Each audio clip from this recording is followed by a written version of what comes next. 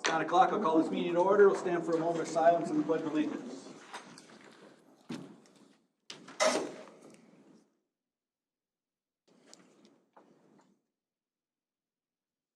Pledge allegiance to the flag of the United States of America and to the republic for which it stands, one nation, under God, indivisible, with liberty and justice for all. Call for approval of the regular meeting agenda. So moved. Second. Commissioner Halsey, second by Commissioner Felber. All those in favor? Aye. We'll currently open the public hearing. Gina? Good morning. Good morning. Good morning, Mr. Chair and members of the Commission. Appreciate the opportunity to give a brief overview of the Parks and Trails Advisory Committee's recommendations on updates to the Park Regulations Ordinance. To preface the recommendations, just want to let you know that since the last comprehensive review and update in 2018, we've really seen a major shift toward the use of electric bicycles and electric personal assistive devices like the standing segways, the one-wheel or two-wheel devices. And without language in the current ordinance to address potential concerns with these uses, staff worked with the county attorney's office to draft proposed language, which was then reviewed and discussed by the Parks and Trails Advisory Committee over the course of 2 meetings. And the draft update in your board packet is the result of these conversations. So I can briefly summarize the updates. First, there were 4 definitions that were updated, starting with electric assisted bicycle. In 2018, this was really a brand new thing, so it has now been defined in statute, as has electric personal assistive mobility device.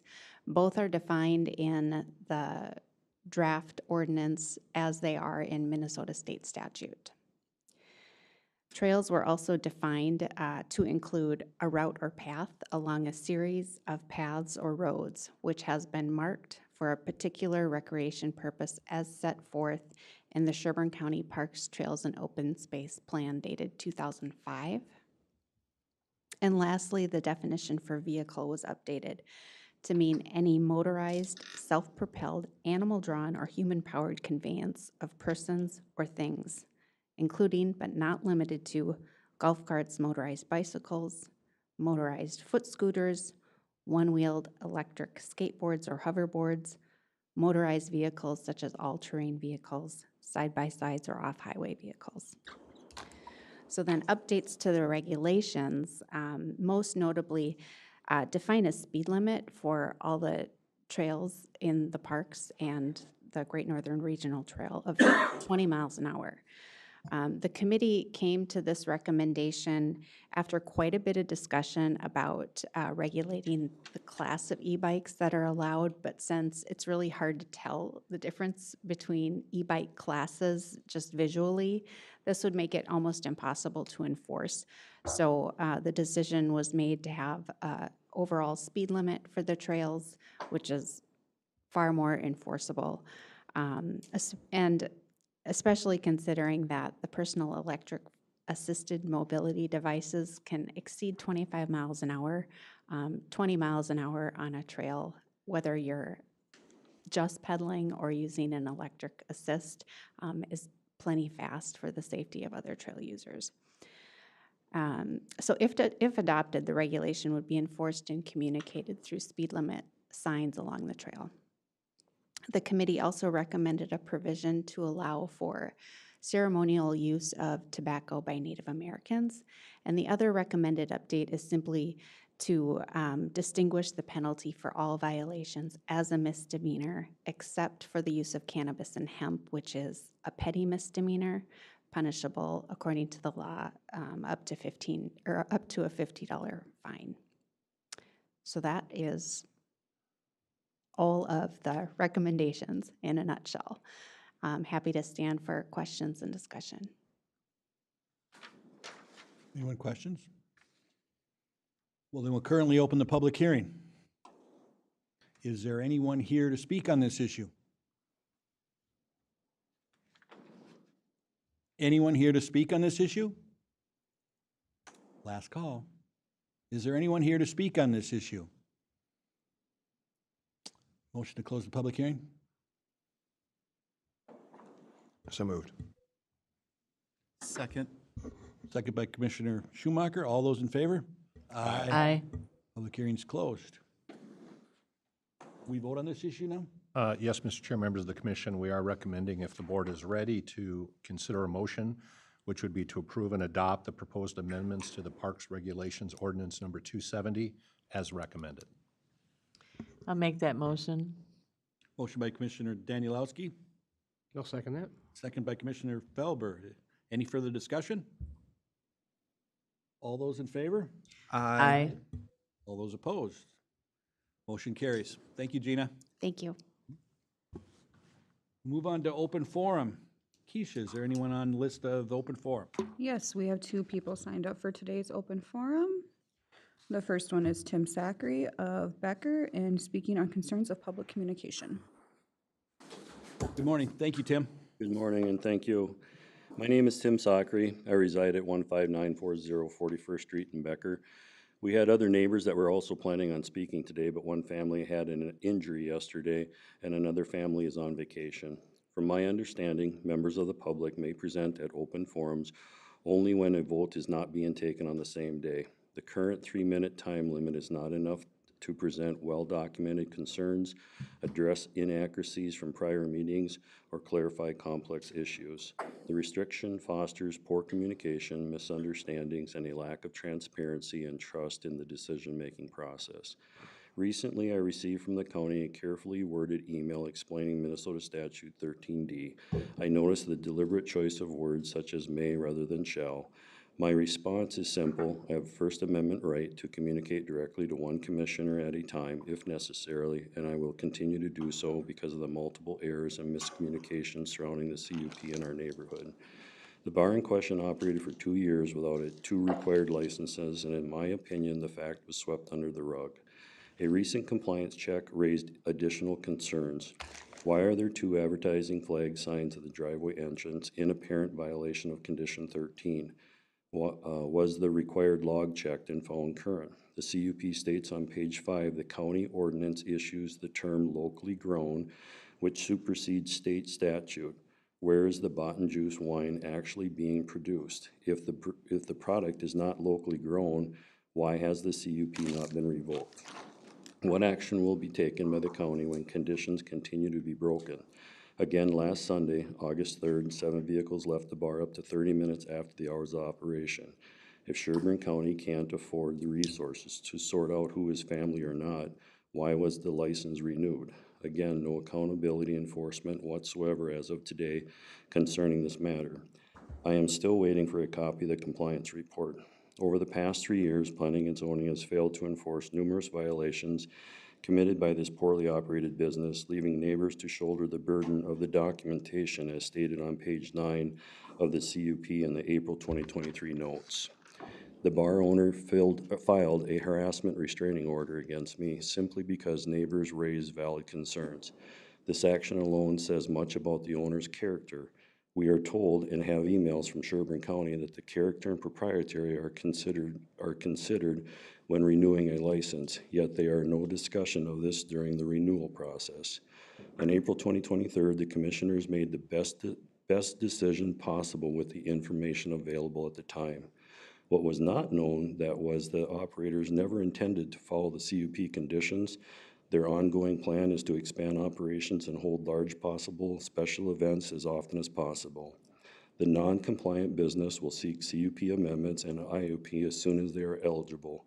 We urge you, the commissioners, not the advisory boards such as the township, of which 2 of the 3 members are bar patrons, or planning advisory committee, but you, the commissioners, to prioritize the integrity of our neighborhood. When the time comes, we ask you again, vote to deny the CUP amendments and reject any IUP application. If more violation letters are ever issued, we urge you to revoke the CUP. Thank you. for letting me speak. Thank you, Tim. Our next speaker is Shelleen Zachary of Becker, speaking, wanting to address concerns of past meeting. Good morning, Charlene. Good morning. My name is Shelleen Zachary, and I reside at 15940 41st Street in Becker. I would like to address a few concerns to the county commissioners and have them entered into the public record. I understood from your published agenda that public comment on an item up for a vote is not permitted during the open forum portion of the meeting. Despite this, at the July 22nd board meeting, Boulder Creek Wine Bar owner was allowed to speak in favor of the liquor license renewal before the board vote was taken. If I had known others would be allowed to speak, I would have talked in opposition to the renewal of the liquor license of the bar located in our residential neighborhood. This appears to be a clear violation of your own published rules, which reads, open forum section is to allow public input and/or information to be presented to the board that does not require action by the board. Items scheduled for a vote cannot be addressed during the open forum. The inconsistency in how these rules were applied is concerning and should be acknowledged. I also believe the character of the bar owner should be a relevant consideration. What this board sees in public is very different from the experiences we neighbors have had. While on a recent walk on 41st Street, I was confronted and spoken to inappropriately by the bar owner, and just yesterday morning while walking, I recorded and reported to the Sheriff's Department another unprovoked verbal attack from the bar owner. I should be able to walk without harassment in my neighborhood. Now I have to go out of my way to avoid further unwanted interactions. In addition, I'd like to express my broader concern. I am an educator, a reading interventionist, and I advocate for the well-being of children. I do not believe that a business that manufactures, sells, and serves alcohol has any place operating in a family-oriented residential neighborhood. It brings no benefit to the children who live there, and frankly, it creates worry about what they may be exposed to. I am very disappointed that character and propriety was not mentioned in discussion at the last meeting before the liquor license renewal vote. The only thing that I heard from discussion from the county officials was that they had not broken any laws, despite having broken multiple conditions of their CUP with little to no accountability. Having knowledge of a recent post from the bar's social media, I ask that you please hold fast, not letting this business expand in the future in any way, especially when they ask for amendments to their CUP and they ask for IUP for special events. Thank you. Thank you. Anyone else? Keisha. Moving on to the consent agenda then. Anyone have any issues on the consent agenda? Looking for a motion to approve then. I'll make a motion to approve the consent agenda as presented. I'll second that. Second, made by Commissioner Danielowski, second by Commissioner Felber. Any further discussion? All those in favor? Aye. All those opposed? Motion carries. Announcements. County Administrator Messel. Thank you, Mr. Chair, members of the commission. Given that I have a longer than normal announcement section, I'm wondering with respect to our visitors, if you would be willing to move up item 6.1 and allow the library to do their presentation, and then I can follow after that. Good. Consensus is sure. Yeah. So we'll move on to item number 6.1 and receive an update from the Great River Regional Library. Karen, Hillary, and Margot. Good morning. The names from our previous visit were inadvertently included on the agenda, so I apologize. Well, then introductions would be Yeah, good. yeah. I'm Karen Ponsek. I'm Executive Director for Great River Regional Library. Good morning. I'm Amy Anderson, the Associate Director of Accounting for Great River Regional Library. Okay, welcome. Yeah, thank you for your time this morning. Great River Regional Library comes to our counties twice each year, once to just talk about library activities, as we did with Hillary and Margot earlier this spring. And now that our budget process is kind of completed, we come back and talk about how that budget process works and how that will impact Sherburne County. So Great River Regional Library is a 6-county system. We have libraries in 32 different communities, including the not including Blocker out in Sartell, which is funded by the city of Sartell. Here in Sherburne County, our main locations are Elk River, Becker and Big Lake, and then a substantial part of the St. Cloud Library borrower base is also Sherburne County residents, because that city is also part of Sherburne County. We have a joint powers agreement between the 6 counties, and that budget process is outlined in the joint powers agreement. So we have a 3-part formula, one based on population, net tax capacity, and borrower numbers. So how many people are using the library, how many people could use the library, and what is the tax base compared to each other. So even if we have a flat budget from one year to the next, our budget contributions by county do change. We are very fortunate to have a strong 15-member library board, and here from Sherburne County, our representatives are Commissioner Felber, Jane Dietz from Elk River, and Lauren Kangas from the Clearwater, Big Lake kind of area.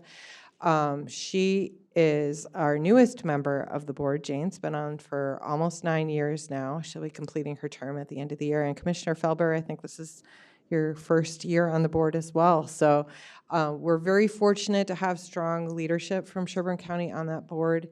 Both Jane and Commissioner Felber were part of the Finance Committee, which shapes the budget, and that Finance Committee carries the budget forward from January until May, just trying to shape what should the library services look like for next year based on the dollars provided from last year. And then we continue to have conversations about what are the department budget requests that might be coming forward that could be added into the budget. So it's an interesting process, and Amy will dig further into how the numbers shape out. But if you have questions about how that works, we're happy to share. I know Commissioner Schumacher is fairly new to the process, and Commissioner Felber, this is just your first year on the board, but you lived it, so I'm sure you can share information as well.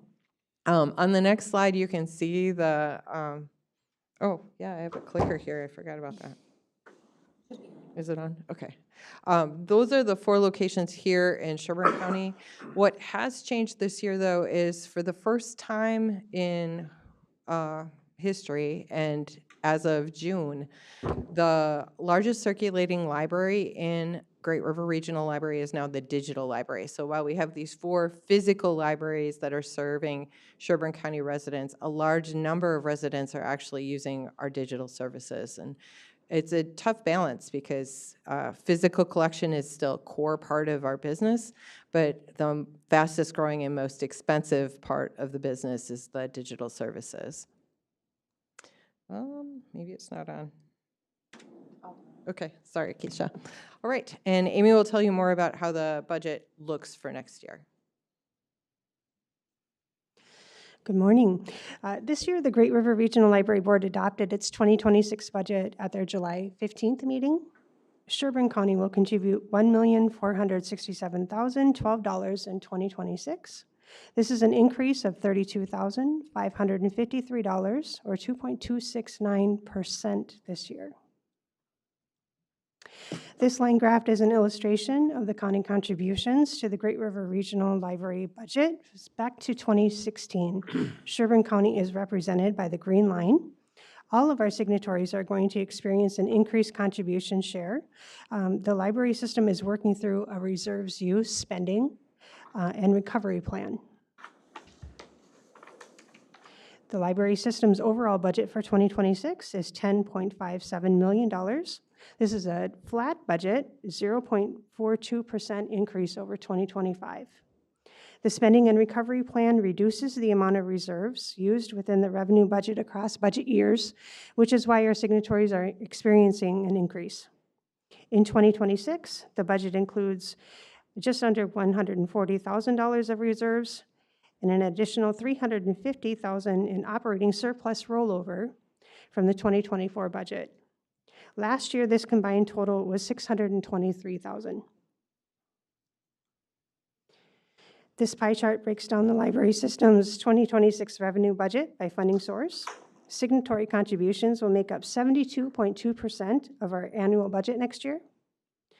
The 2026 budget continues to support the Wi-Fi to Go program, which are hotspots available for patrons to check out on a 1 or 3 week period. And it also supports the popular summer and winter reading challenges, which had a combined participation of over 16,000 patrons last year. The organization's expense categories are illustrated here. Our budget process includes estimating expenses at a status quo level, or what is the cost to maintain current services at the same level next year. This means we work diligently to find new cost savings on a continual basis. To illustrate the efficiencies of having streamlined operations across the library system, per capita spending for library systems is broken down on this slide. At the state level, revenues per capita spent for public library services is $48.59. Within Great River, that spending decreases to $20.43. And again, within Sherburne County, per capita spending drops again to $14.35. This also demonstrates the commitment of the Great River Board and our staff to providing high-quality library access in the most cost-effective manner possible. We'd like to thank our board members, including Commissioner Felber, for their high levels of dedication and commitment to learning about the library system and its operations. We also want to thank Sherburne County for recognizing library services as a core government function and available to all county residents. We appreciate your continued support of the library system and its services, and we're happy to answer any questions that you may have. Questions? Bruce? Thank you so much. A couple things. First of all, with respect to the funding formula, just a little bit of background for the newer commissioners as well as the community. I know at one time it was based upon population and now it's shifted, but the question specifically is we're seeing for the first time in a long time a reduction in our tax base because of the closure of Sherco. How does that affect the formula, you know, as we process it? Just if you could spend a second on that. Yeah, that's a good question. So it is 1/3 of the formula is that net tax capacity. So as the tax capacity shifts between the counties, that part of the formula bounces around. Last year, it impacted Wright County pretty heavily because they went up in all 3 categories. So the budget immediately shifted to Wright County. Probably the most stable part of the formula is population because that's a more predictable growth. Net tax capacity, boy, you know, you just never really know what things are going to look like until you run the numbers in January. This year, a big part of the formula actually shifted to Todd County as well because we've seen major increases in agricultural land. And, you know, it's hard to say how long that's going to be sustained. So, yeah, like a flat budget is a flat budget, but if you see a decrease in Sherburne County's tax capacity, that part of the formula will follow. Okay, I appreciate that. Yeah. The second question is with respect to, you mentioned the digital library is now the largest circulation branch.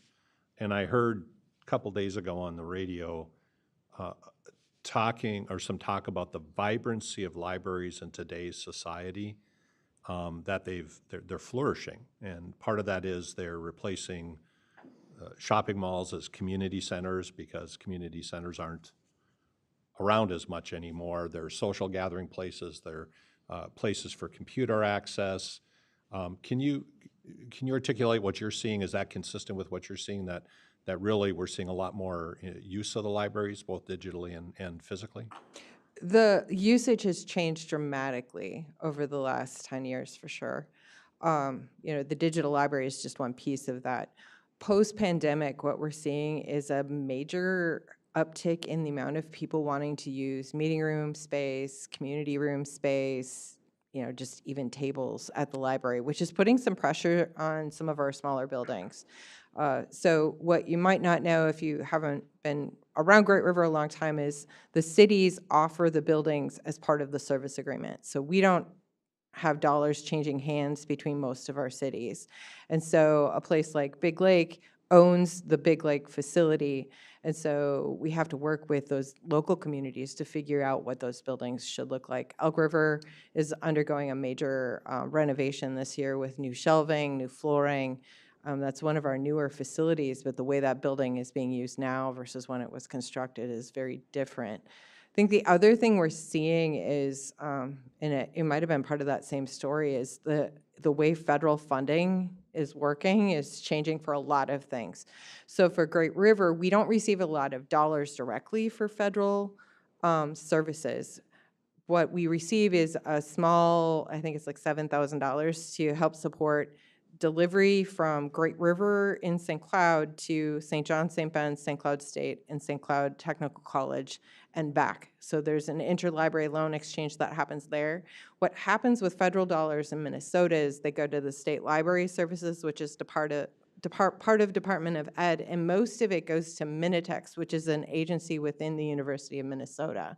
And they are the hub for interlibrary loan. They're the hub for Electronic Library of Minnesota, which provides databases for schools. And so it's not a direct dollar that we're receiving.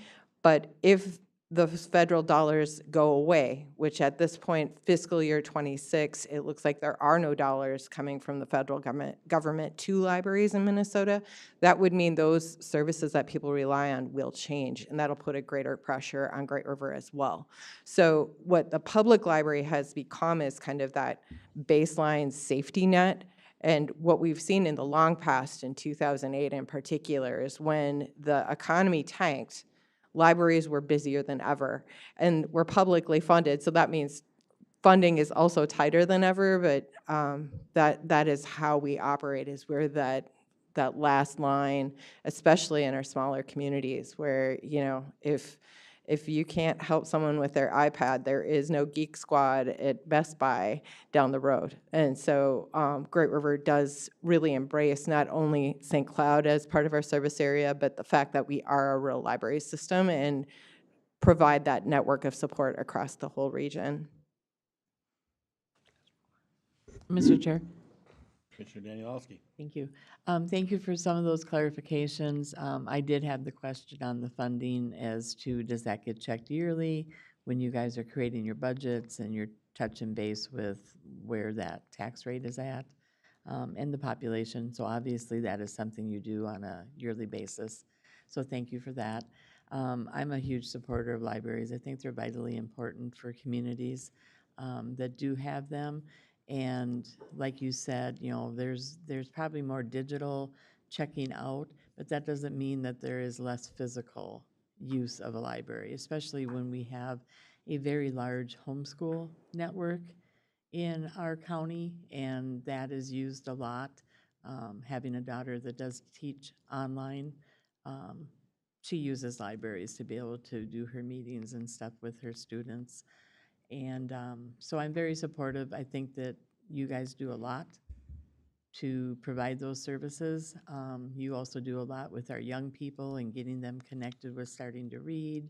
And I think those are all important things. So just because they might not be physically checking out a book and they're doing digital, does not mean they're not in that space and using it greatly. So Yeah, thank you for saying that. I think one of the things that have shifted the most post-pandemic, I mean, yes, digital library continues to grow, but a lot of our circulation pre-pandemic was DVDs, media, and use of those formats have changed. Obviously, you know, streaming services are way more robust than they were 5 years ago. What has replaced DVDs in our circulation numbers are juvenile material checkouts. So we are seeing actually higher levels of juvenile materials checking out at the same time that we're seeing a decrease in some of these other formats that have now shifted to the digital environment. So it's, you know, when you're an entity tasked with serving everybody with everything, it's a challenge. But, you know, Great River really embraces that as part of our mission. yeah, and just the programming you provide too, I think is vitally important. Plus the access to computers. Not everybody has the ability to have an access to a computer due to whatever their circumstances might be. And also the senior community. I think you touch every single aspect of the population. And so I do appreciate everything you guys do. And so thank you. And thank you for working so hard to keep that number tight and still provide the services. Yeah, thank you. Yeah, one of our largest growing areas of business isn't what you would normally think. Like, computer use has changed, but we also began offering wireless printing. And we went fines free. We were expecting a major decline in that revenue stream, and we saw it from the fines side, but what replaced it was people coming in with their own devices trying to print. And that actually is a lot more work for staff because now it's not just troubleshooting the printer and the computer that you know, it's grandma's iPad who grandpa maybe doesn't have the password and, just someone coming in speaking a different language and trying to figure out the actual platform. So we work really hard to deliver the best quality service across the board, and that it can look very different based on the community need. Yeah, and I know that the communities that the libraries are in, they're the ones that provide the buildings, obviously. And I know that the city of Big Lake is looking at building a new city hall and incorporating a library into that city hall. So hopefully you're having good communication with them as to what a library that would serve the needs of the community would look like. Yeah, we will continue to reach out. The more recent building projects were Howard Lake and Wright County and then Kimball a few years ago. But, it's our smaller communities that are building the newer facilities, which has been really interesting to watch. Right, thank you. Administrator Messel. I promised two, but then I had a third one. And this may be down in the weeds, and so if it is, you can defer and maybe we'll follow up on it. But we've seen an uptick for requests for, I'll call them businesses to, or startup businesses, mom and pop businesses, for places to meet. And they've called about the History Center, and we're just not equipped to do that. What is the general policy on the library for facilitating, like use of I'll call them cubicle or a closed room, the little study rooms, for people in either nonprofit or for-profit to meet clients there? Is that something you discourage, or it's once in a while is okay, or is there a process? We don't really have a business incubator space in the county, and so we're just wondering, or I'm wondering where to refer folks to. Yeah, it kind of depends on the building. A lot of those policies are set by the local city themselves. Like Elk River, I think those meeting rooms are now online reservation, and they're pretty open-ended, but there's rules about conducting business. So you wouldn't necessarily want someone setting up shop selling Tupperware out of the community room. So some of those rules do apply. Big Lake, I honestly can't remember where they're at with the use of that larger meeting room. I think that is in the hands of the city at this point because they're in a shared facility with the police department. Becker is in the community center, so community center rules generally apply to most of those spaces. In the St. Cloud Library, we have 3 community rooms, and anything happening there needs to be open to the public and can't be necessarily conducting business. But if somebody reserves a study room, it's not like we're policing what you're talking about in a study room. So meeting people is fine. It's just a matter of, is the space suitable for what somebody wants to use? And they can always, anybody who's interested in that can just call the library themselves. All of those rules are set at a local level. Anyone else? Commissioner Just- Felber. Yeah, I'll be brief. In the time that I've been on the board, I've been impressed with how efficiently the library runs and provides the services. And I've also been very encouraged by the fact that more kids are checking out books. So that's one of the things that I really, really like. I won't go on, so thank you very much. Yeah, thank you, Commissioner Felber. That was quick for Greg. Who are you and what did you do with Commissioner Felber? He's probably coming later. Anyone else? Questions, thoughts? Thank you. All right, thank you for your time. We want to move back to announcements, or are we moving on to 6.2? If you're okay, I'll do the Announcements? Okay. Thank you, Mr. Chair, members of the commission. So several announcements here, just catching up on calendar calls. So if you have your notepad or something, I'll give you some dates and then follow up, and then some more policy-related updates as well. First of all, we did receive a point of contact for the reroute of the Sherco Solar West transmission line. I'm just going to pass it around. If you want to either jot down the contact, or if you want a copy, just put your initials in the upper right and I'll copy this and send it to you. It's probably only germane to a couple of you, but it's a good contact person should you get calls about that particular project.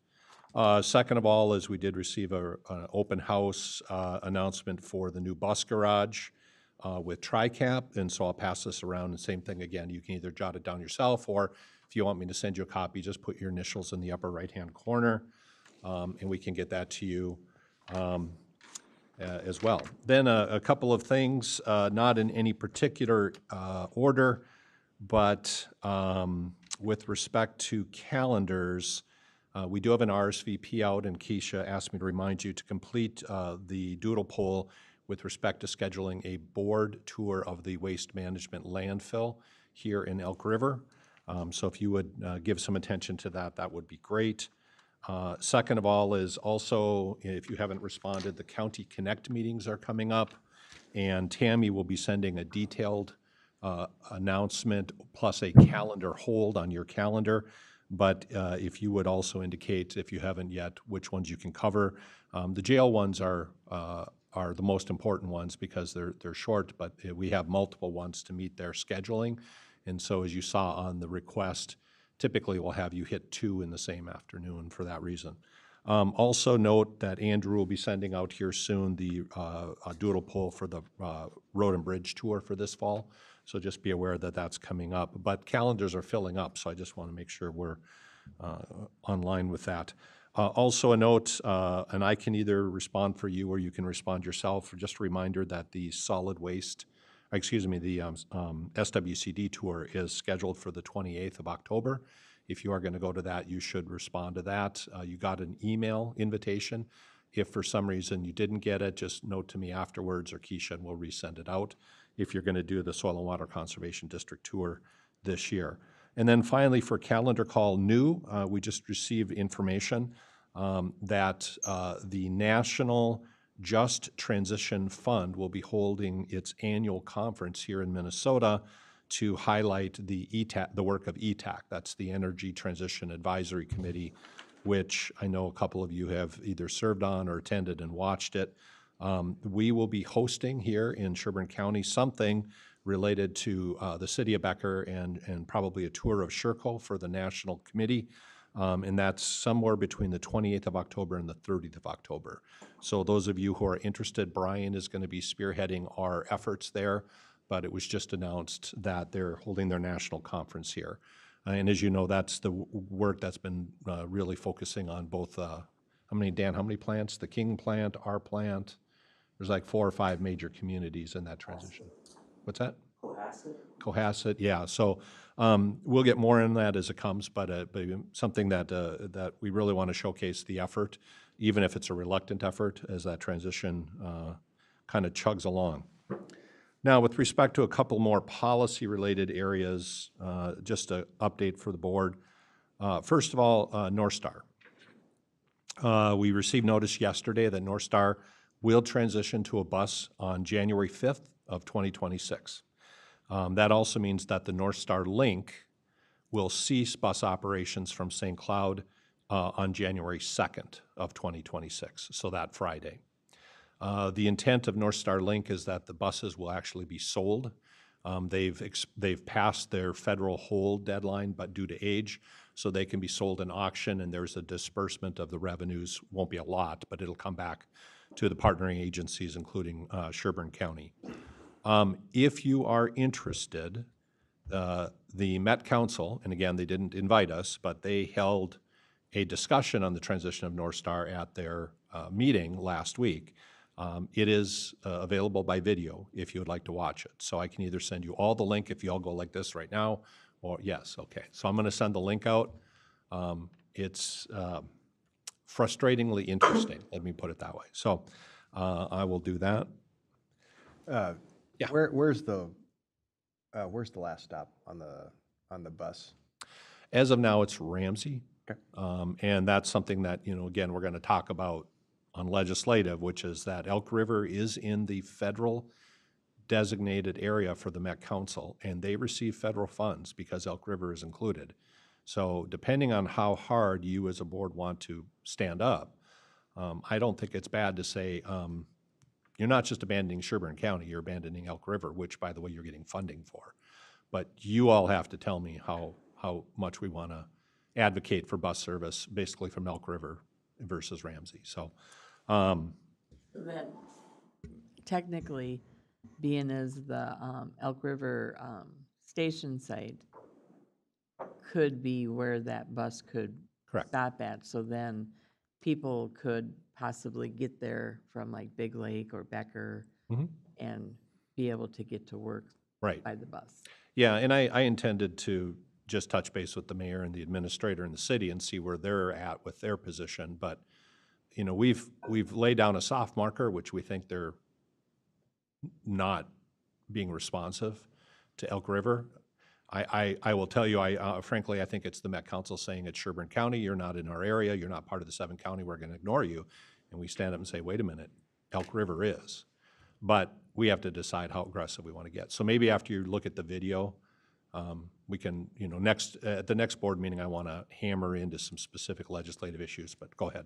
Well, and I just want to make sure, I think it's important that we talk to the mayor and the city administrator, because I don't, depending on their position, I want us to be aligned. Let's put it that way. If they want us to push hard, then we should push hard. If they don't care, then I don't know that it makes sense for us to push if it's not something that Elk River's interested in. So it really, for me, it depends very much on what the city's position is. Yep. Yeah, no, I agree 100%. And that, again, that's why we've kind of put a soft marker down with the Met Council, but we haven't pushed aggressively. The other problem is I think, not necessarily a problem, but the other reality is some of our state representatives are probably okay with the North Star rail decision, but we haven't engaged them on the bus issue. So we, you know, if it gets down to a legislative conversation, we have to make sure that Representative Novotny and Senator Lucero have a piece of that conversation as well. Because if they're like, whatever, and the city's like, whatever, then we're probably in the same boat. Yep. But at least from Andrew Witter's perspective and mine, this is a follow the money issue. If they're getting money for Elk River, they at least have to have some sort of recognition of that. And if they're not going to service, it should be an intentional decision, not just a default. So, okay. One other question, Bruce, before you move on. Of course. What, did they say what they're doing with these station sites? No. Okay. And again, I think we've talked about it, but just to round out where the conversation has gone from your staff, the folks in St. Cloud and the partners for the current North Star, so Hennepin County, Anoka County, but they're not a funding partner, and us, you know, we've discussed several times, and then independently or collectively or through the North Star Link folks, we've gone to the Met Council. Conceptually, there is a possibility that bus service could continue from St. Cloud, possibly be expanded all the way to Elk River or Ramsey. The Met Council is not interested in doing that, but if they were, they would look for funding for that, and of course, we don't have that funding. So then, we looked a little bit at the rural transit, MnDOT's rural transit. They're not interested. So basically, it came down to funding. On our side, the buses, they don't have enough buses and drivers without expanding, so it's a big issue operationally. And so as a result, it just never gelled beyond that. But that will be a loss of service that'll be harder to get back at some point, even if it only serves, or ever at its heyday served, a few hundred people. That bus service will be gone. In addition, we do have that terminus in St. Cloud now we'll have to deal with, just like we dealt with the parking lot over in Big Lake. Now we have a parking lot in St. Cloud that we'll have to look at, because that, maybe it should be a park and ride or something. We'll have to just look into that. But at this point, we have a firm date, we have a firm plan, and we're left out of the conversation. So, sorry, a little salty on that one. Okay, good. Any other questions on North Star? All right, let's transition to Excel.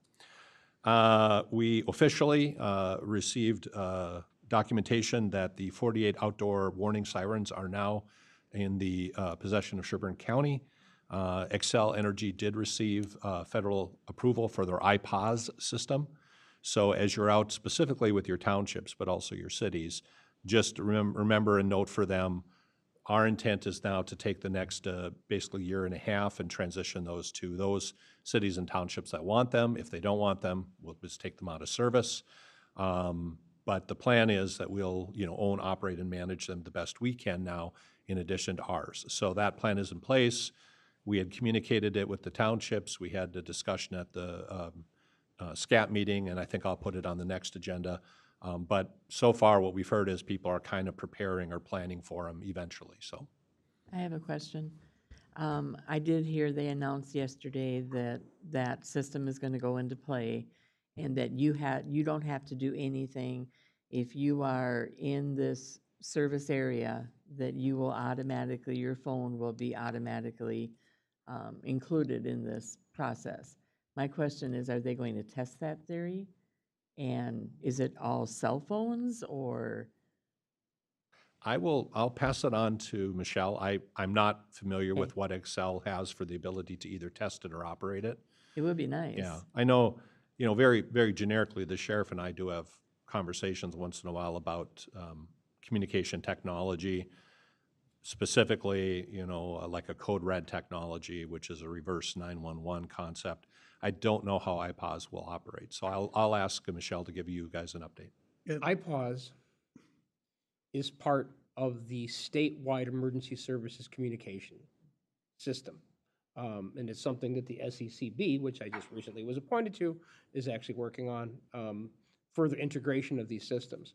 So that's really where that's running through. What Excel is going to be able to do is just tap into that, tap into that system and then transmit their stuff through that existing system that's being supported by all of the sheriff's departments and PSAPs statewide. Yeah, I guess my question is more, they're saying that there's nothing I need to do. So they're automatically going to connect to my cell phone number because I live in this service area. Yeah, I don't know how that works. I don't understand the computers that make this possible. But they're able to broadcast to the phones within. I would like a test. It's like within range. It's probably like an Amber Alert, but go ahead. Yeah, it's that kind of alert where it's if you're within range of the iPOS alert, you're going to get, and your cell phone has service, you're going to get the alert.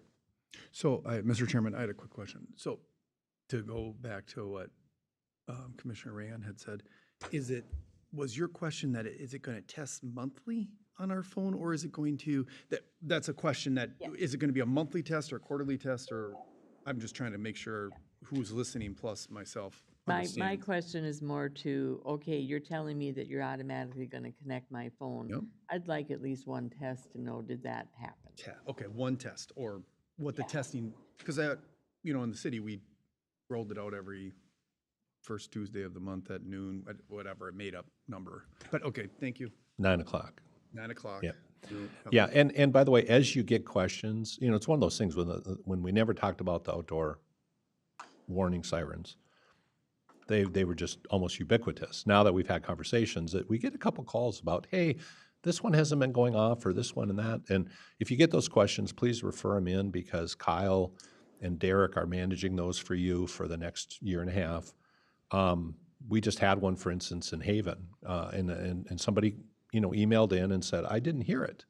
So I knew it was the wrong day that they were listening for them on, but you still want to do your due diligence. So we looked into it. Well, sure enough, one of the sirens needed maintenance. So even though the response was inaccurate, it led to doing due diligence. So if you have anybody ask about them, please feel free to refer them on to make sure that they are operational, they are tested, as you said, and that they still remain, functional for their purpose, even though iPOS is now being rolled out. So. And then just a quick question, as far as Elk River goes, is there any action associated with that?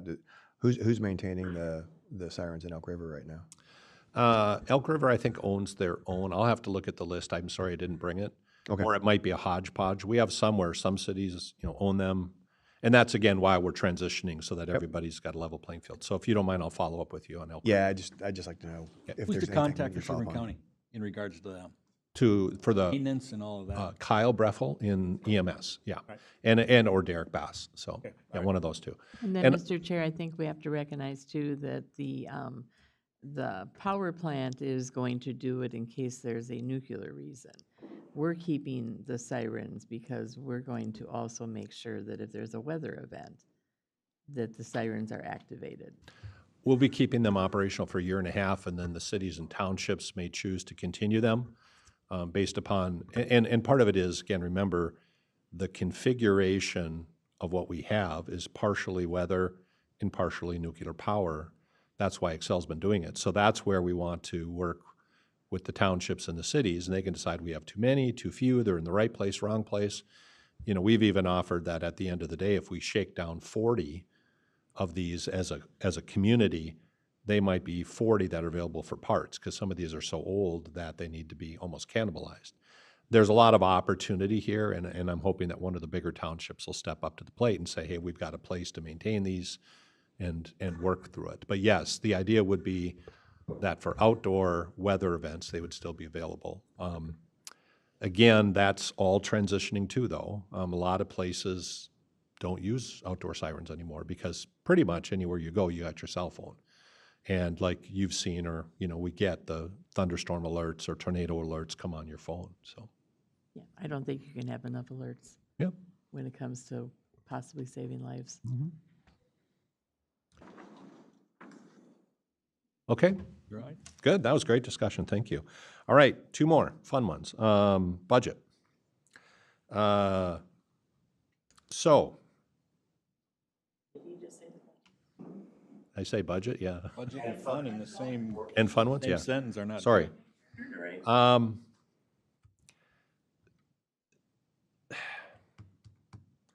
We got our MCIT quote. You remember last year. So unfortunately, even though we increased our estimated budgets, they came in higher than we had budgeted for. 12% property casualty increase and 9% workers' comp increase. Now, that's better than 25 and 40%, but they're higher than what we had budgeted for. I did a little bit of checking yesterday. This all happened yesterday morning, but did a little bit of checking with other counties. They got the same increases, so it wasn't unique to Sherburne. But I think our frustration still exists to a certain extent. The good news is we got this information earlier this year. Last year we got it at the end of August. So I think MCIT is trying. In addition, this year's dividend was how much, Dan? 34,000. The dividend this year is 34,000. Now, you should never budget a dividend, but for budgeting purposes, historically, we budgeted 150? 125. 125, and it came in at 34. So this is putting a hole in our budget, an additional $135,000 in MCIT bills that we have to pay next year.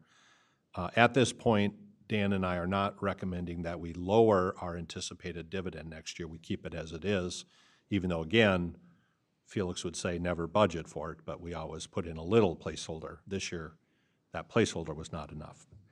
So this adds an additional $135,000 to cut.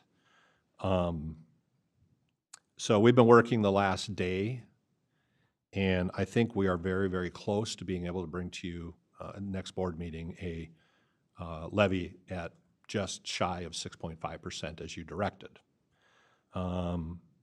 We, of course, want to make that sustainable, so that's what we're working on. But basically in the last week or two, we've been working from where we were at when we ended with you. We've gone back to several departments, and we've worked some other functions, and I think we're down to about $50,000 that we still have to identify to get down to 6.5. Again, we're not going to present something to you that Dan and I can't stand behind, that we don't think is at least sustainable for the next year, but there are coattails going into the year after. But I do want you to understand that it's still real money, and $135,000 is real money. Before I finish on the internal, a couple of you asked about externals. So at Micah on Friday, and this is not scientific, it's just, where are we at world? And don't hold your colleagues to these, because they'll be mad at their administrators, who will then be mad at me. So, roughly speaking, I'm just going to give you some examples. Anoka is talking about high single digits. Olmsted is probably in the 8 range, but probably trying to get down to where we're at. Washco is at about 7. Wright is around mid-5s, and they are going to try to even lower it below that. Don't know how. We're trying to figure that one out. Blue Earth is around 8.5. Stearns is published in the newspaper at 12, but they're probably more at 9 from the administrative perspective, and they expect they'll get that down to around 6. And St. Louis is in the 11 to 12% range. And then I talked to Chisago yesterday, and I'm mad at my successor because he thinks they're going to come in at 4. And I said, Chase, you can't do that. But anyhow, so we're not the lowest, we're not the highest, we're in the lower half at 6.5. Again, not scientific, not all 87 counties. I still haven't gotten from Matt the survey that we did at the administrators the 2 weeks before, but clearly, you know, everybody was talking teens with the state shifts. Now we're all talking that high singles is the general area. And again, I remind you that 1% of our increase is specifically to community corrections, which other counties aren't taking. I know it's hard for you to benchmark with that, but that's really, you know, what I'll say to you. So it looks like you want to jump in, so. Well, I was just going to say, I think it's always a good exercise if we find there are some of the counties that are, you know, for example, let's use Wright as an example. If there are some counties that are coming in lower, I think it's always a good exercise to have a discussion with them and say, okay, so how are you doing that? What's, you know, are you seeing something that we're not? You know, so I would just encourage us to, you know, if you see a couple of counties like that, just talk to them. You know, there may not be anything there, but it never hurts to ask the question. Yeah, no, and Greg is really approachable as the administrator and Wright, and you're approachable too, by the way, so all Gregs are approachable. But he, you know, I think it's probably Dan and I were talking about this. They've had some, you know, they're a high growth county, tax base is growing significantly, so they can probably lower their levy and still draw significant resources. But there wasn't anything extraordinary there. And we don't know, are they using their reserves? Yeah. What, I mean, there's lots of little things Right. that, and that's just kicking the can down the road because. Yeah, and that was the bigger theme that came out of both Micah as well as the county administrators is how much is going to hit next year. So that is consistent. What I hear is there's a consistent message, which is the cost shifts are real. You know, we're all seeing levies higher than they would be, and we think next year is going to be worse. So that's literally the message from all administrators to their boards.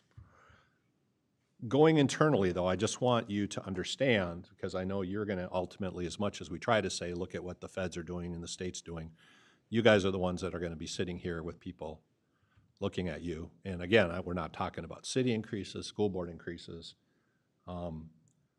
but these are real to this organization. I just want you to understand this. As of today, going into next year with the budget that we've prepared for you, we're eliminating 6 positions. Now, 6 out of 800, you go, oh, okay. But we will be a smaller workforce next year. That includes 4.3 FTEs. So 6 positions, 4.3 FTEs. There's a downgraded position. There's also a position transition to unpaid status within that. And these are real positions. So these are the ones that we've now taken out of what I'll call the proposed budget. A community resource officer, that's the sheriff had noted it to you, a certified property appraiser, a public works grant writer, downgrading to unpaid the community corrections intern, a senior database administrator downgraded, building facility seasonal staff eliminated, WIC counselor 0.2 FTE eliminated, and a child support officer eliminated. In addition, specifically to HHS, I want to note, because Amanda presented these to you, and you may look at that list. In addition, including in that, we have 2 child protection social workers that you had authorized as overstrength. Those positions are unfunded. So again, they're overstrength, which means if we're lucky enough to hire them, then that would basically come out of reserves, to your point, Rayanne. But I note that they're unfunded, so we're not putting anything against those. We are losing a full-time healthcare worker, but that was funded by ARPA, and we're not transitioning it to levy. We are losing a clerical full-time position. That is attrited because we're bringing on Caseworks, and the software system is more efficient. So that's a loss of a position. And then we're also transitioning an eligibility specialist that was funded in part by levy to 100% grant funded. And again, our rule is, you know, if there's no grant, then you guys have to seriously look at, do you continue the position or not? And Amanda has that idea that you always try to get people grant funded. So those are transitions of positions, not including the 6 that we're eliminating. So what I'm trying to articulate for you is to get to 6.5, we will have a different looking workforce next year. I'm not saying that's good or bad, I'm just saying it's reality. So that's where we're at with the budget. We still have some pieces to move. It has instilled some creativity and some innovation, but I think you will universally hear from your department heads, it's also, you know, we feel that austerity is the rule of the day. So let me stop on that and answer your questions you have on where we're on in budget prep. I want to, just some clarification on Child Protective Services. So those 2 positions were over strength positions, but there were other positions that were approved and in the budget that were not yet hired, if I remember correctly. And my question is are we currently at full strength of the approved positions? I don't believe she talked about child protection social workers as being open in that list that she presented at the budget. I'll verify that. I'm looking at it here. The 2 that she had listed on the sheet you saw were both the overstrengths. Was okay. Yeah. So my question is, I don't know if we're fully staffed right now. I'll find out. That's my question. Yeah, but again, the you know, the logic of overstrengthening is they're hard to fill. There's a good turnover. If we get a good candidate, we may carry one more than other. I'm going to be honest with you. Typically, we don't budget for them because they're overstrengths. But I want you to note if you're trying to true up Amanda's list with what you saw, because some of those were already in the base budget. So that's why I'm articulating that to you. And then the other piece of that is that we're still saying that if she finds a good candidate, she can hire that candidate. Correct. It'll just come out of reserves, and the expectation is because of the turnover in Child Protective Services, we might run over strength for a little while, pay for it out of reserves, but we would expect that it'll balance out over time. So, so we're not saying that she can't hire the overstrength. We're just saying if she does find the right candidate and it is overstrength, it'll come out of reserves. Yeah, and Joel has a couple overstrengths as well, for that very reason, you know, and we're very, very finicky when we use that, but what it's important is if you're trying to true up the budget, and Amanda presented this, I wanted you to understand, there isn't a levy implication from that. So it's not a cut, you know. Well, I think my overall comment on this is that I think, you know, based on where we are, based on what's happening with the tax base, based on everything else that's going on, I think the staff and the administration, you're doing a nice job of making smart decisions. You're not doing things to, you know, cut your nose to spite your face. So the budgets are going to be challenging for a little while just based on everything that's been passed. But I think you guys are doing a nice job of making tough decisions, but making intelligent, informed, deliberate decisions. Yeah, we're not closing the Washington Monument yet, so. Yep. Yep. Maybe next week, but. Yep. And I think it's on us too, as we proceed, to make sure that we inform up the ladder what this is really meaning in the reality of what we're dealing with and who it will be affecting. Because we do not want to see anybody not served in their need, especially when we're dealing with children and people that have limited means. I think you know where I'm going with this. Yeah. Well, and again, the incongruity that we all have to figure out how to articulate, you more externally, but together internally as well, is we have a growing county in terms of population. We have a growing county in terms of tax base. We have a growing county in terms of needs. Some of those are mandated by the state or the federal government. And we have a shrinking staff. So that's the incongruity. Now, I'm not saying necessarily grow. There's always times that you true up and lean up, and you know, there's a reason why some counties are talking about early retirement incentives. There's a reason other places are looking at getting rid of discretionary services altogether. For instance, I'll give you the example, some counties are getting rid of their home health care programs because they're not mandated. And we did that when I was in Chisago, and you know, it saved $300,000. And you know, those opportunities are what have to be looked at wherever you're at, and it is, you know, case specific. But it is, at some point, we have to realize there, you know, again, we're seeing growth here and pressure here, and then we're seeing the organizational response here. So Amanda did comment 4 minutes ago in response to something that was said, and her response is, "We are not." So I don't know what was mentioned 4 minutes ago. I don't know. Oh, you're not fully staffed. Oh, thanks. I should look at my text. Sorry about that. Came across on Teams. Teams? Oh, okay. She confirmed not fully staffed. Yep. When she says not fully staffed, what are we short? She says we are still down 4 CPS workers right now. Okay. Okay. So legislative things. A couple of things as we gear up. I did verify, and I will send out to you, as I promised you, the AMC policy process, but we're not in any type of formal process yet. So August to October is when counties can propose changes to AMC's legislative policies. They go through a vetting process, and then they get discussed at the December meeting.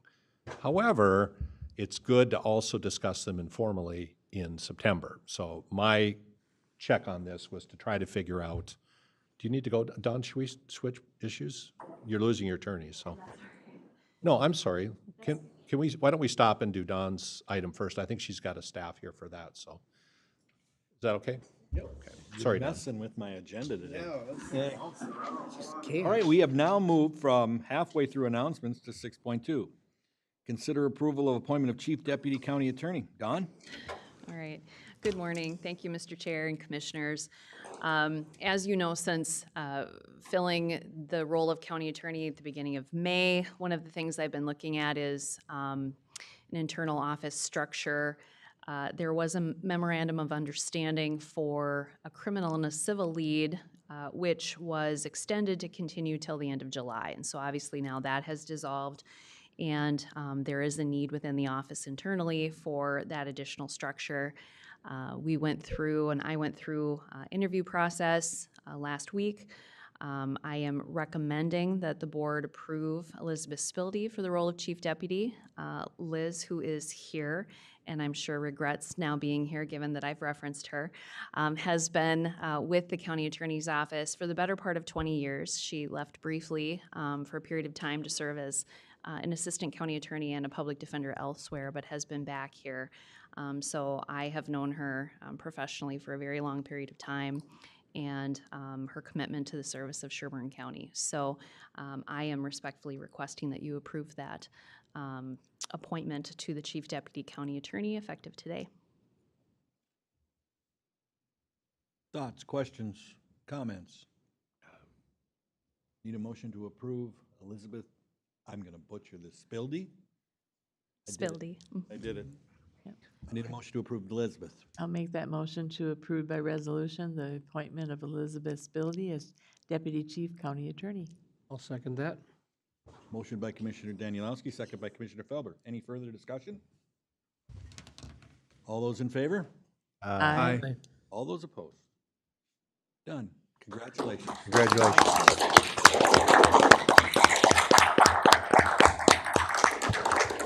You now have a 2-hour speech to give, right? Yes, let me get my notes. Okay. Yes, and we had and we had several of assistant county attorneys here as well in support, so thank you. All right. Are we going back to announcements? Sure, or are we sure. moving- Or are we gonna, should we just do, should we do septic?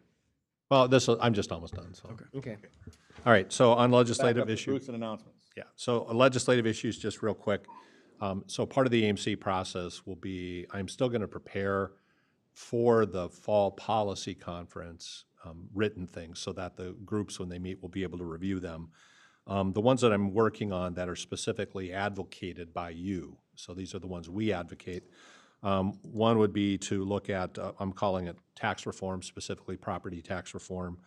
The second will be starting the conversation on possibly transitioning health and human services to the state. And then, not that they'll be noted, but our other specific ones for the legislature will be, we will have our 2 bonding projects that we'll bring forward. And then depending on what I can gin up, something about North Star, again, looking at that once we talk to the city. The one that also came up yesterday that I just want to note for the board is the Minnesota Rural Electric Association, which we have, I think, 2 rural electric co-ops in the county, ECE and Connexus, right, Dan? Do we have a third too, or just those 2? Just those 2. Okay. They are part of a group that is looking at advocating that Minnesota reconsider its moratorium on nuclear energy. The nexus of it is that Minnesota has one of the most aggressive zero carbon emission goals of 2040, but we're also the most restrictive on any transition to any type of nuclear power, any. And so the thinking is that we would look at that. Well, as it turns out, AMC has in their policy platform a removal of the moratorium. So I think the MREA will go to the fall policy conference. So we will probably, if you're okay, stand up and say, you know, we're one of the counties that thinks that it's probably a good idea to look at this. As the technology changes and safety changes, there may be plenty of opportunities for Minnesota to participate in nuclear energy as part of a carbon-free footprint. So I'm going to work on that one as well, unless you guys have strong objections today. I just want to make sure I got the ones that we're going to push at AMC. And Rayanne, I thought I missed one, but I'm not sure what it was. And I know it was related to North Star. So if you think about it later, maybe it was the facilities. It probably, yeah. Yeah. But yeah, but again, I think for me, I'm going to work on those 3 things specifically that we would advocate at AMC. Okay. And then just on the last one, the nuclear power moratorium, are you planning on us discussing a resolution at the next board meeting on that? Yeah, I want to do a little more exploration about what we would want that to do or say. So the MREA has a group, a coalition that is forming. So I'm probably bring to you to consider next week, our next meeting, a resolution to join that coalition. Itasca County's already there, but I also want to do a little bit of fact checking with Wright County to make sure that if we have you guys say, yeah, we'll join the actual coalition, and then again, advocate the same at AMC. Given that AMC already has the platform, I don't think it's a big lift, but I want to make sure we get the ducks in a row. Yeah. Okay. Yeah, the resuming production, creating new nuclear plants is something that comes up regularly on the Energy Transition Advisory Committee, and on the future committee that I'm also on. So, I mean, there's a lot of widespread support for getting more nuclear plants up, and it really, really makes sense for the future. So I'm pretty excited that they've got this going, and that we can get on board with this particular program. Yeah, and especially when we have all the transmission lines still set up, it would be a perfect place where, in Becker, to expand nuclear facilities. Yeah, and Minnesota I think the folks that we met with yesterday are realistic. This is a 10 or 15-year conversation. It's not going to change next year. But Start somewhere. yeah, with the technology, besides the large plants like the one that was just opened in Georgia, there are the small modular reactors, which are a technology that's coming out now, and there's the microreactors, which we already see deployed in the military. But then you also have, G3 plants are being built, G4 is being looked at, G5 is, in the wish list. There's a whole plethora, including then also the possibility of hydrogen and fusion correlating. And the idea would be for us to say, we were the energy county, for a long time. We were the energy hub. To say that is part of our future might be worth the board saying, yeah, we're okay. Obviously we want it to be safe and secure. We have good experience with Wright County's nuclear facility. We have good experience with the coal facility. Why wouldn't we stand up and say, if it's right, we're not opposed to it here? Yeah. Yeah, I'd like to see us lead on this issue. Yeah, I think so But, too. You know, this isn't on the agenda, so we needed to talk about it, you know, in 2 weeks. But I think it'll be a good discussion, and like I said, I'd like to see us lead on the issue. Well, we've been talking about it for at least 2 years since we've been appointed as commissioners before, with Brad's just new, but I think the consensus of the four that have been on here for the longest, this is something we need to move forward on, so. That was it. So I apologize for the length, and I specifically, Don, want to apologize to your staff. I didn't think we'd take that much time, so. Okay, now back to the agenda. 6.3, consider approval of Sherburne County submission of the 2026 low-income septic grant application. Jillian, welcome. Good morning, Mr. Commissioner. Mr. Chair, Commissioners. Jillian Carlson, Planning and Zoning. We're asking the board to consider allowing the department to submit an application to the Minnesota Pollution Control Agency for the 2026 Low-Income Subsurface Sewage Treatment System Grant Program in the amount of $74,000. A little bit of background about this program. Since 2017, the Planning and Zoning Department has overseen the distribution of funds for the MPCA low-income grant for the replacement of failing septic systems. The amount of funds varies from year to year, and in 2026, the MPCA has allocated $1.59 million for this program, which is a reduction of $2 million from 2025. Last year, the county requested and were approved for a grant in the amount of $54,000, with which we were able to award 11 grants to date, with only $380 that has not been allocated yet. But we do plan on allocating those funds before we apply to the MPCA for additional funds. The low-income grant program is heavily utilized, and we've seen a huge increase in applicants in the past few years. Additionally, the funds that the department has to support the program are going to be significantly reduced in 2026 due to the exhausted $150,000 grant that we received in 2023 to assist low-income property owners with replacing failing septic systems. Therefore, we are proposing to increase the amount that we are asking for in 2026 to $74,000 to ensure that we have adequate funds to support for the program in 2026. The grant allows counties to request $4,000 to cover administrative costs, which is included with our proposed ask. The MPC has indicated that there is no maximum amount of funds that can be requested, but they will be limited to the reduction of available grant dollars. Additionally, there's no county match required for the low-income grant. Any questions? No. I would motion that we approve the application for the Minnesota Pollution Control 2026 low-income fix-up subsurface sewage treatment grant program. It's a mouthful. You spelled that all out. Yeah, that was difficult. That was. We have a motion by Commissioner Felber. I'll second. Second by Commissioner Halls. Any further discussion? All those in favor? Aye. All those opposed? And also belated happy Coast Guard birthday. Thank you so much. Thank you, Commissioners. Now, as Andrew comes up here, I just want you to note the wound on his left arm is not from Dan and I extracting blood for the budget, okay? So That was the right arm. Yep, that was this one. That's healed already.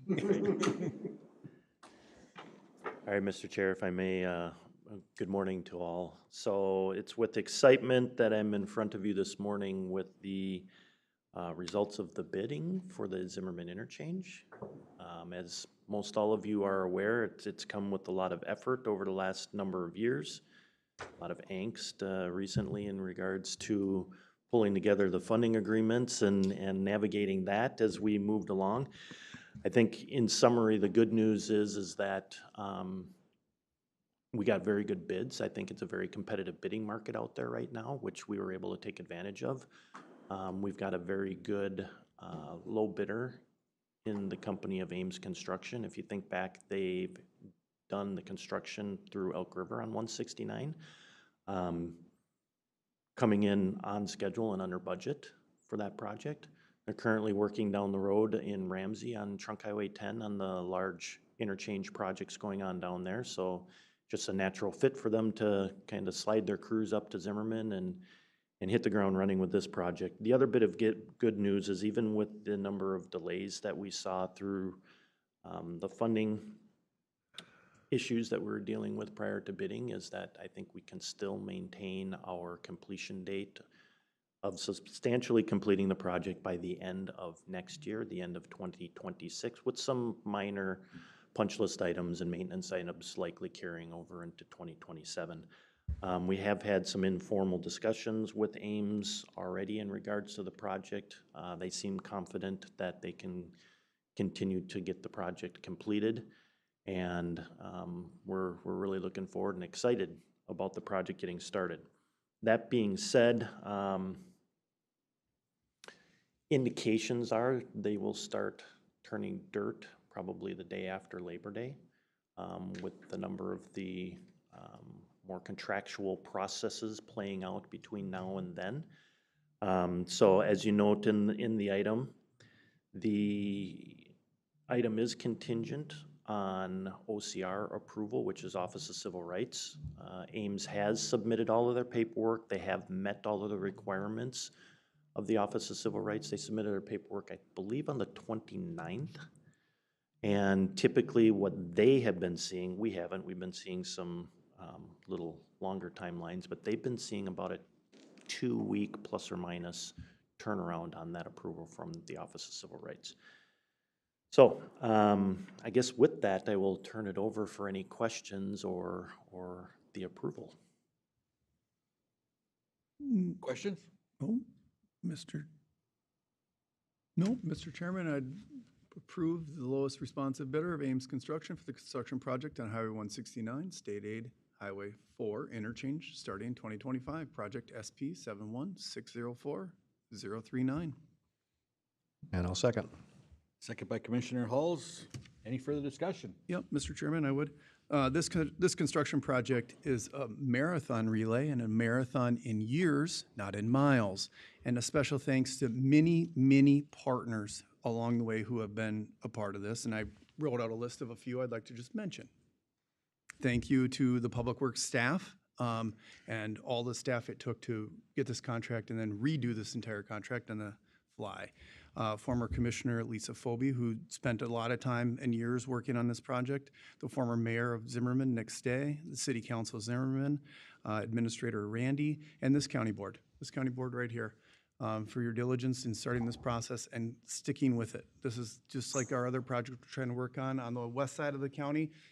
It has to start somewhere, and this county board and the previous county board did an amazing job in the relay of a marathon in years, not in miles. So thank you for you guys.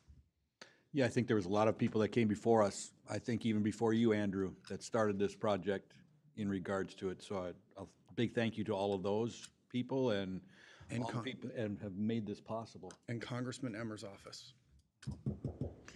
Yep. Big thank you to everybody. I have to say, well said. Well said. Yeah, and should also know both senators were very supportive of the big grant as well, so. Yep. Yep. One more discussion. All those in favor? Aye. All those opposed? Same sign. Motion carries. Thank you. Mr. Chair, if I may, one more comment No. before I step away from the podium. An important one. Would like to let everybody know, as well as the public, that there is a public information meeting in regards to the interchange project, now that we do have a contractor on board. So that will be Tuesday, August 12th, which is 1 week from today. It will be held at the Zimmerman Station 1 Event Center, starting at 4:30 through 6:30. We'll be there to discuss kind of the new staging opportunities and plans, what's gonna likely be done this year for construction, and give opportunities for folks to ask questions again of both us and the contractor that will be working within the community. So wanted to make that announcement. Thank you, Andrew. Mr. Chair, Commissioner Danielowski. thank you. Will we be putting that on our Facebook page as well? Yep, So we can be sharing that, and I'm sure that the city of Zimmerman has done a great job on passing those items on as well. Absolutely. Thank you. Thank you. Thank you. Thank you, Andrew. Let's get her done. Moving on, Commissioner correspondence, committee reports. Who's first? I can go. I will set the example. I will have 2 highlights. We did budget workshops after the last meeting, and I think we've, as a group, I want to express again that I think there's been a lot of hard work going into those, and I think those have come out. I think given all the challenges, I think we're coming out pretty well. Second one is that I did have the meeting with Commissioner Gray yesterday on the nuclear moratorium. And once again, just to reemphasize, I think that's an area where we can lead as a county. I'd like to see us do that. And I'm done, and that's the standard. This is standard. But there's the bar. Anybody else? Well, not even going to be close. However, Commissioner Felber, now we're going to break the bar. I was just gonna say, I can go first and we can leave Commissioner Felber for last because he'll be our tie-up. no, it's fine. We'll do it this Okay. way. Okay. So it's National Immunization Awareness Month, National Breastfeeding Month, Children's Eye Health and Safety Month, big month for safety, health, Psoriasis Action Month, National Wellness Month, Spinal Muscular Atrophy Awareness Month, and here's a really big one, Child Support Awareness Month. Pay for your children. Yep, obviously we all did the budget meetings, and then I did the State Emergency Services Board, which I was recently appointed to. That was 8 hours of my time over the last couple of weeks. They're going to find a consultant to help with armor planning, hiring an executive director because it's getting more complicated. It is important to note that the 988-911 Suicide Mental Health Network information and discussion will be on the Alex Tech website now, so it's for people to get information about that. They are working hard on the IPAWS Integrated Public Alert and Warning System, which factors into my next meeting, which was the SECB Strategic Interoperability Communications Planning meeting that we had up in St. Cloud, and it was 6 hours, so I won't go into a lot of that. There's a whole lot going on with trying to increase operability, increasing IPAWS capabilities for multiple languages. One of the biggest things that we had in there, trying to get down to the note that I took, was to develop long-term funding for the LMR broadband and IPAWS. Right now, there is no funding in the long term for those programs, and as we discussed a couple of times this morning, they're very essential. So those are things that they're working on. Then I did a local leaders meeting with that the mayor of Becker had put together, Mark Kolbinger had put together. That was nice. I think it's going to be a good way to get the township, the city, and everybody out there working together and getting things well organized. We're going to be feeding information back to that and getting information from it. I was in a meeting for the Sherco tour for the regional convening of the Just Transition Fund. The Just Transition Fund is actually doing their Midwest convening, immediately followed by their national convening. They're both going to be in Minneapolis. The tour of this area is going to be some sort of a bus tour that's probably going to take in as much of the power production facilities as they can out this way, and we're going to be having some further meetings on that. I did coffee with the mayor in Elk River last weekend. That was a good discussion. I did to the Highway 25 open house in Monticello last night, and that was a really good discussion. A lot of people came by, and we're very a lot of activity on that. And I think we're going to get a lot of community feedback on exactly how people feel about the transition or the things that are going to be changed inside of Monticello, and a little bit of stuff that we're going to do on our side. Basic constituent work, County Road 75 is continuing, and I've been in contact with Emmers, Smith, and Klobuchar's office on veterans issues and funding for forensic lab. Wow, that was actually pretty good for him. Where's the notebook? We got with Greg-isms. We should put a star in there, so. I get a gold star? How very nice. Go ahead, Brad. All right, you're done. I did the budget meeting with you guys, and then when I was mowing my grass, the Star Tribune lady got me, which I normally wouldn't give a response, but she got me when I was cutting the grass, and so that way you guys know. She hasn't replied back to the email that I had written her, which I felt really alone about. Yeah, just slighted. She really wanted to talk about some stuff, and yeah, so, which the email's public. I wrote a public email, so when it gets data requested, you guys could read it. Then did a constituent meeting on a road project that we're working on 277th, and then by pure mistake, and I apologize to Dan for my County Road 29 road meeting that I attended in shorts, which is not the protocol of the county, but they had caught me when I was trying to get a coffee and get a haircut at the barber shop in town between the city administrator, I'm sorry, the city public works director and the city police chief for the city of Princeton. And so it was a very good meeting, and I thank the public works staff and everybody who's working on the County Road 29 project. They're doing a heck of a great job, and I appreciate everything that they're doing. But that's it. Thank you, guys. Yeah, that's all right. I'll just, You're done. He's got this, he's figuring out this for the record type of thing, isn't he? Now he just has to have a change of clothes ready at all times so he can jump into the phone Sometimes booth. shorts are totally appropriate for a meeting. Depends on the. I don't think he was planning on me be here at 8 o'clock. He walked in here in a pair of shorts and changed in the back room and came out. I did. He did. I did. Rayanne? Thank you, Mr. Chair. Attended the same two-day budget workshops that we all did. I want to thank staff for doing such a great job on pulling those budget presentations together for us. Your hard work did not go unnoticed and appreciated. Also attended a Big Lake Township meeting that evening. July 24th, the Central Minnesota Council on Aging. We had our meeting, and of course, I think we all know that the theme is the loss of revenue to support a lot of the programs that they do for seniors. So we'll keep track of that, and hopefully we won't lose too many services. Also attended an options board meeting that evening. Attended the MnDOT open house that Commissioner Felber referred to on Highway 25. Great turnout, lots of engagement, really some good ideas on what can possibly be done to help that traffic flow from 94 to Highway 10. And so I think that MnDOT is really trying to get ahead of this as best they can.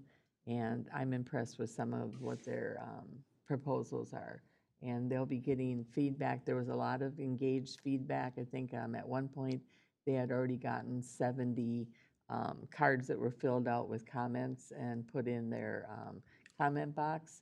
And then they'll also be opening this up online with all of the proposed boards that they had at the presentation.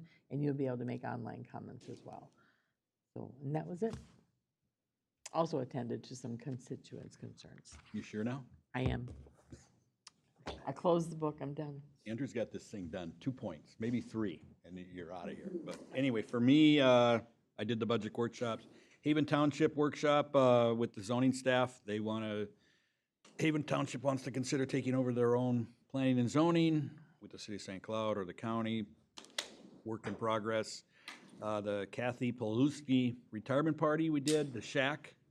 I had a Zoom by that we talked basically about AI, the nuclear meeting with Andrew on Monday, and then I had the Northland Reliability Pre-Con meeting for the transmission line coming down from Grand Rapids to Benton County to Sherburne County to the coal plant, basically. That's basically all for me. And with that, I'm going to welcome the MICA staff that's now, actually, there's someone in the meeting room. And if you guys want to take your 5-minute break now, I'll get the table Yes, set up. running about 5 minutes behind. We're going to take a 5-minute break, and we'll be right back, give you guys a chance to set up, and we'll go from there.